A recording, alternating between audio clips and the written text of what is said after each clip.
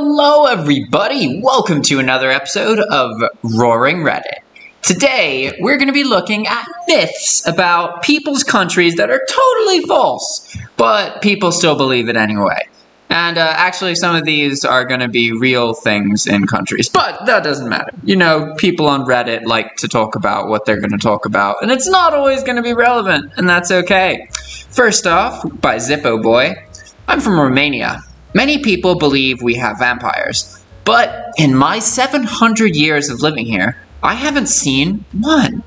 I asked my mates back in the castle, and they also have not seen any, and they have been around far longer than I.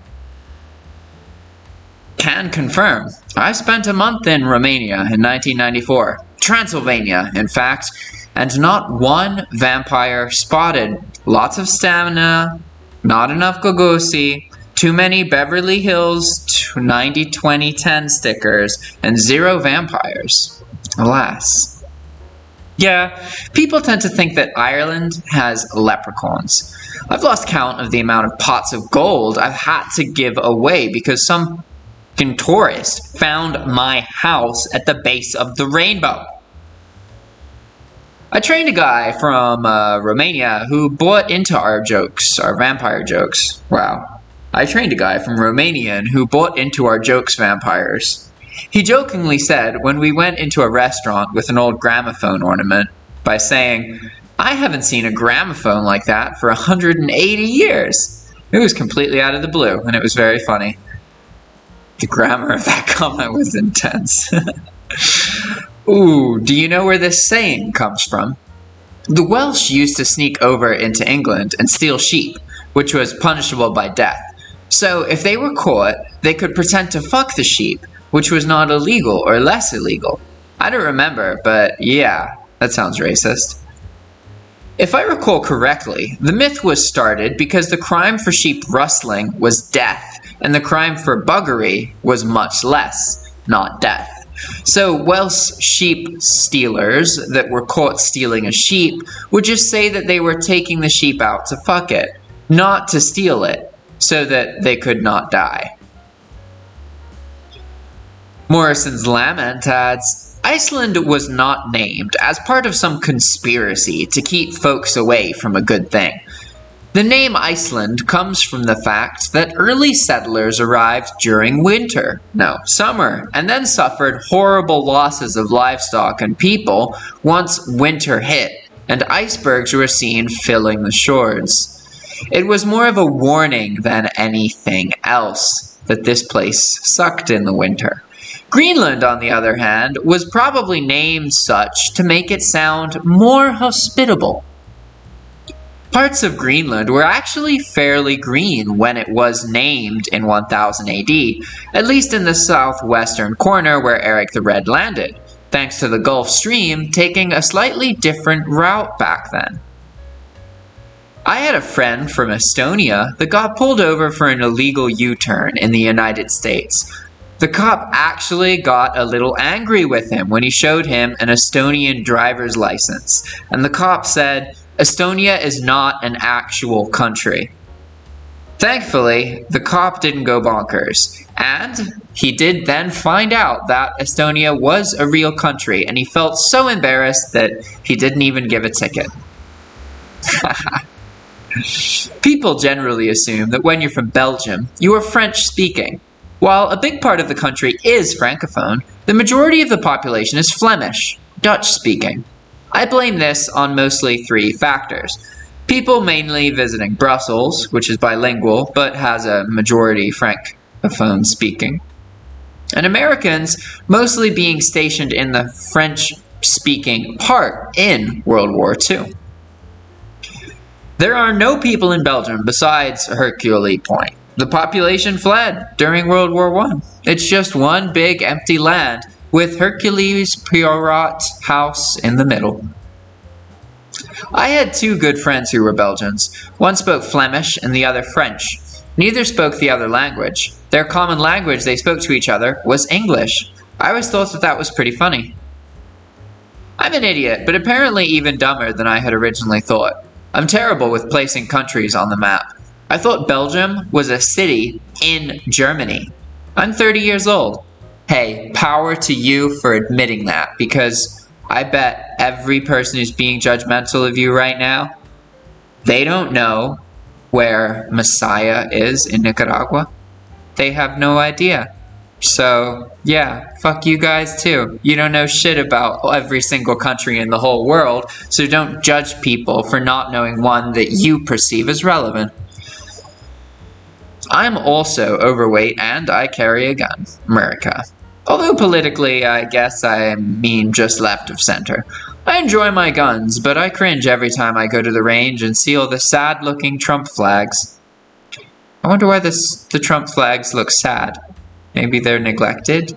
What's a Trump flag versus a sad Trump flag? I can't imagine what he means. Jeremy adds, when I was in my early 20s, I had no idea that rugby was other than similar to football. I'm a big guy, around 250 pounds. I was at a house party, and then this other guy approached me to tell me that I should play rugby with his team. It's so much fun, etc., etc. And then a few of his friends came over. The guy talking to me had a broken nose and 2 black eyes. One of his friends was missing a front tooth. The other looked like his ear had been ripped completely off and stitched back on. I told them I'd think about it and get back to them. Dracula is often depicted as living in Transylvania. While he was in prison there for a while, he was actually the ruler of Wallachia, another historic Romanian province that neighbors Transylvania to the south. As for the rumor that we are vampires, I neither confirm nor deny that statement. Thank you, friends. That the Irish are the biggest drunks in the world. Completely false and mean, as we're only the 2nd biggest drinker in the world, but we do hope to get 1st place next year. The nation with the highest alcohol consumption per capita is South Korea. So the Koreans are the world drunks, so to speak.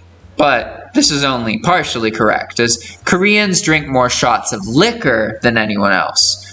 If you boil the kind of alcohol you're looking at, then different countries will look like the biggest alcoholic.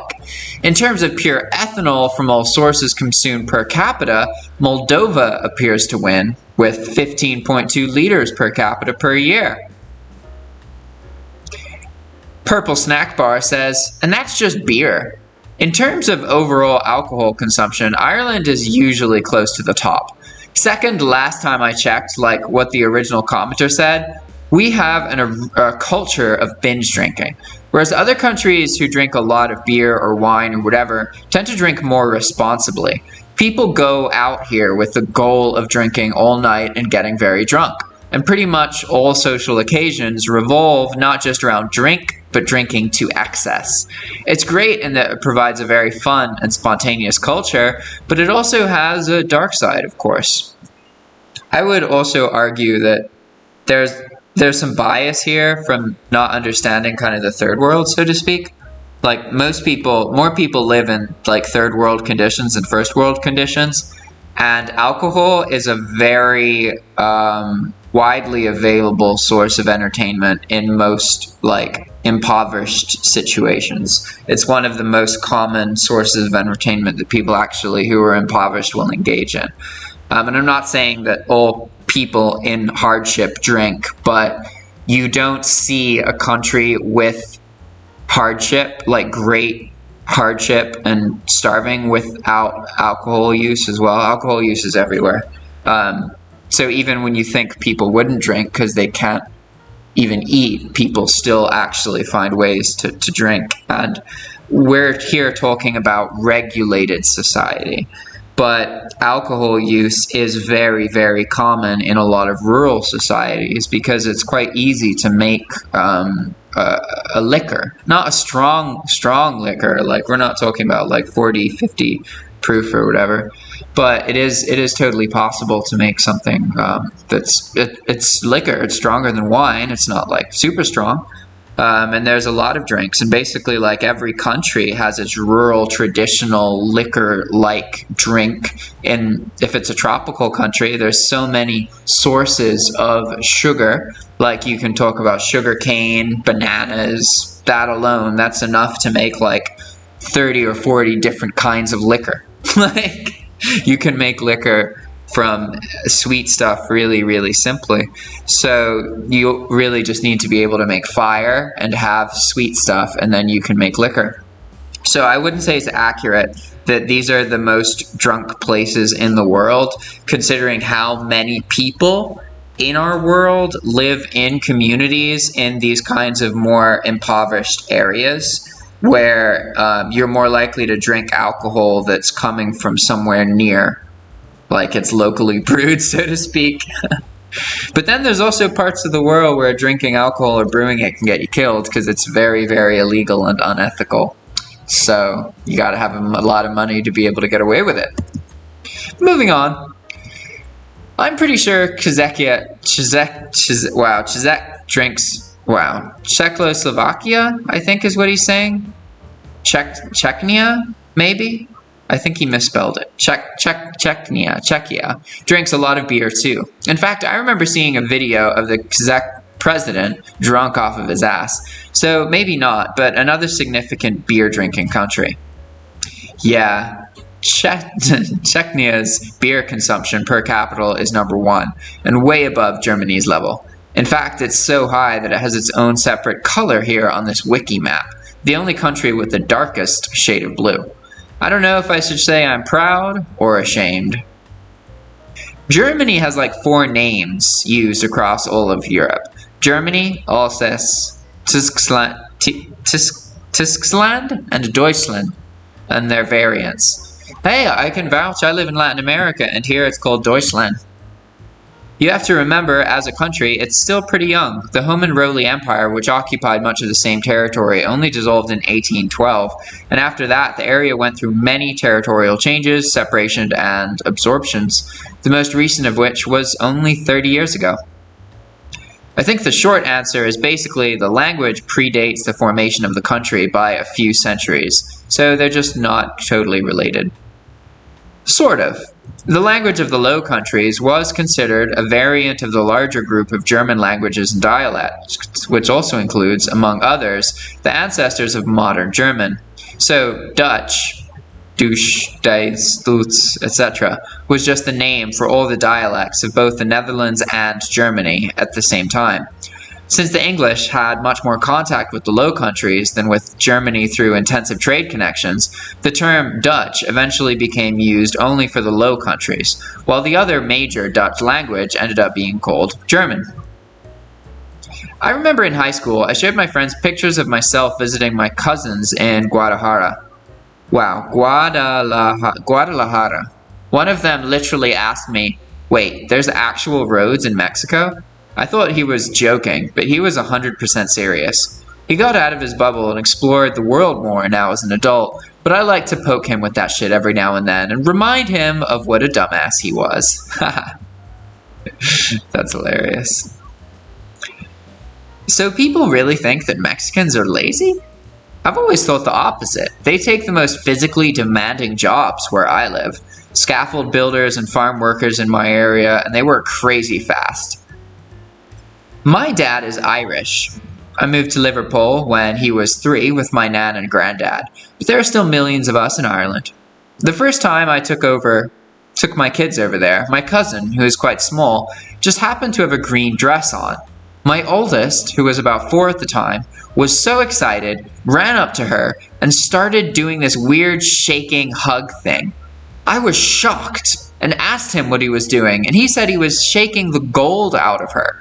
He thought she was a leprechaun, and that was what my nan had told them to do when they see a leprechaun. He is almost 11 now and dies of embarrassment whenever anybody brings it up. I still think it's pretty hysterical, and whenever we go over there, the first thing I do is remind him not to assault any family members.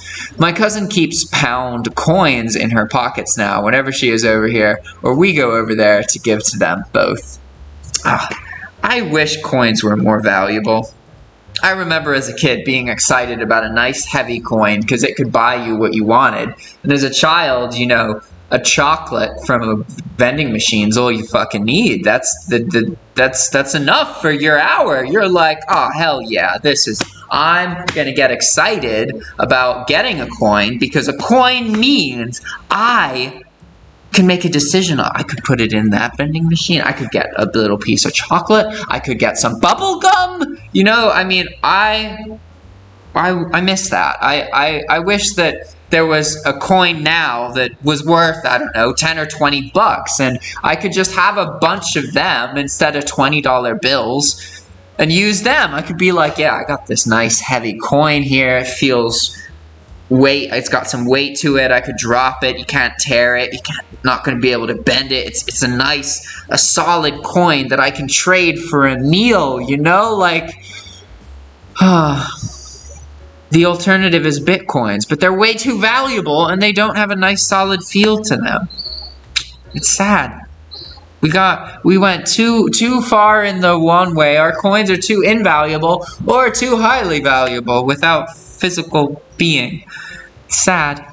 Anyway, thanks for watching, everybody. If you like this video, please check out one of our other videos or check out our other channel. This is our channel that reads Reddit content. We have another channel that looks at trending topics and explains them. So if there's some big political situation or some trial going on, we'll explain what's been happening with that. All right, everybody. Thanks for watching. See you next time. Ciao!